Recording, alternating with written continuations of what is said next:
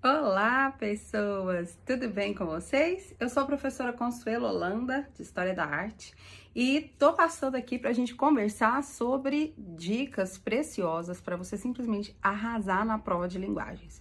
Primeiro, vou falar um pouco sobre como acontece a História da Arte no Enem, né? A prova ela é composta, na prova de linguagens, de 5 questões. O Enem, edição 2018 e 2019, cobrou uma abordagem mais técnica, menos contextualista e menos interpretativa. E agora, eu espero que em 2021, né, o Enem 2020 em 2021, tenha essa proposta também de cobrar uma leitura mais técnica da imagem. E a gente ainda tem mais uma questão que acontece ali na prova de ciências humanas, tá? Normalmente é cobrado uma questão lá em ciências humanas relacionada normalmente a cultura, diversidade, a patrimônio. Então, nós vamos conversar um pouquinho sobre como ler uma imagem no Enem de maneira técnica. Como eu posso fazer uma leitura eficiente dessa imagem? Você já deve ter escutado alguma vez na sua vida a palavra acadêmico, o que vem a ser uma representação nas artes visuais desse modelo acadêmico. Bom, o modelo acadêmico, ele começa no Renascimento, tá? É lógico que nós vamos ter influência muito forte da Grécia Antiga, mas a gente lembra, a gente vai fazer uma leitura bem técnica de uma imagem para arrasar na prova de linguagens do Enem, certo? Então, quando eu falo, por exemplo, de uma imagem acadêmica, eu vou pegar aqui uma imagem do Renascimento, tá? O Renascimento é um momento na história, situado ali com o seu apogeu no século XV, que vai marcar o início da modernidade, tá certo? O início da modernidade, tanto nas artes quanto no pensamento, por exemplo. Então, aqui no Renascimento, o que vem a ser essa representação acadêmica que a gente tanto vê falar, tá?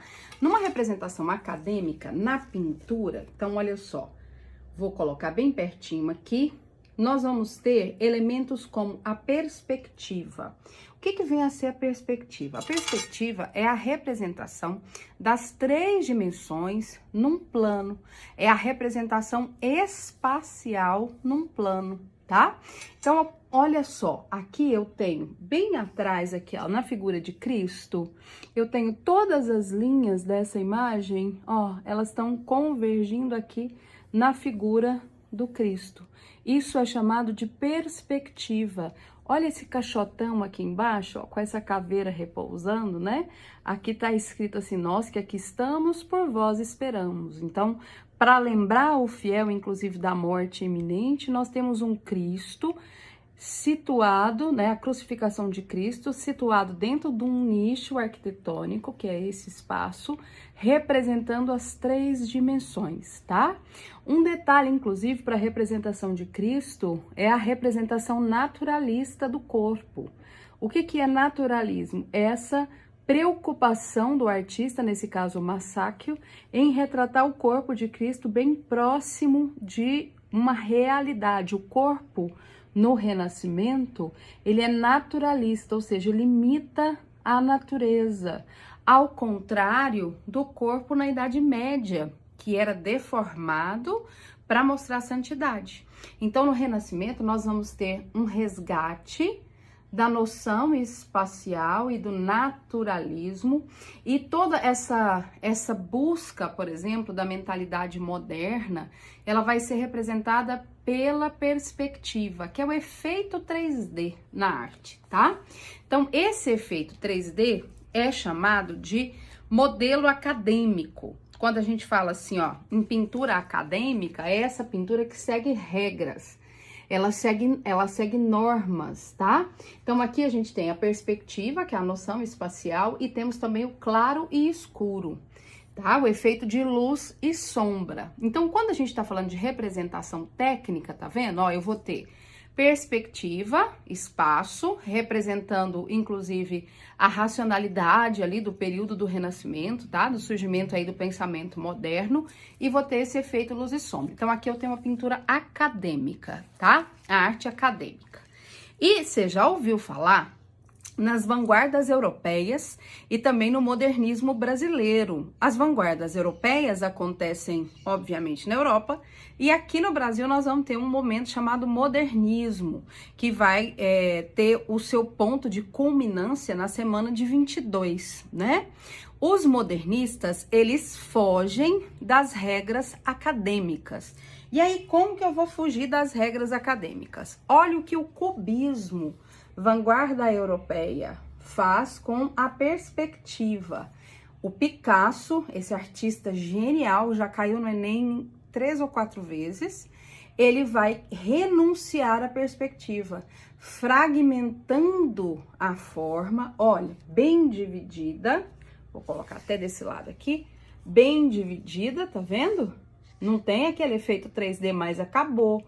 Essas mulheres do Picasso, ó, parecem que elas foram até cortadas, né? Como num machado, assim, elas foram fragmentadas, a forma foi fragmentada. E todos os ângulos, inclusive perfis duplos, olha só, são apresentados num só plano em relação ao espectador.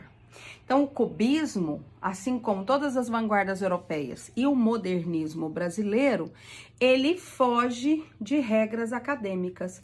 Eu tô aqui vestindo uma camiseta do Noite Estrelada do Van Gogh. E o que que ele fez aqui? Ele distorceu a forma, ele distorceu uma representação direta da realidade, né? Criando essa imagem abstrata, turbulenta, tá? Cheia de textura, né? Cheia de formas, tá? De turbilhão, né? Noite estrelada com sóis que brilham como estrela, uma relação de ambiguidade. Então, na forma, eu vou ter uma quebra da regra acadêmica. O Van Gogh é um precursor de uma vanguarda europeia chamada expressionismo, que tem como característica a deformação da figura para representar estados emocionais.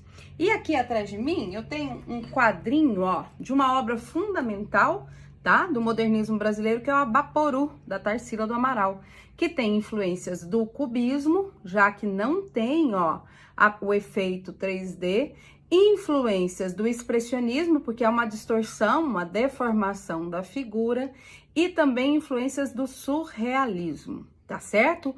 Lembrando que o Abaporu é um marco da artista Tarsila do Amaral do Manifesto Antropofágico de 28. Mais uma dica de ouro aí para você.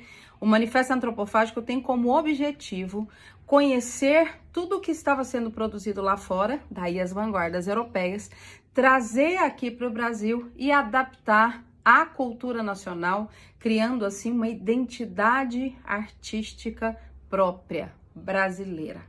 Tá certo? Eu espero que você faça uma excelente prova, tá bom? Te desejo muito sucesso e até a próxima. Um grande beijo.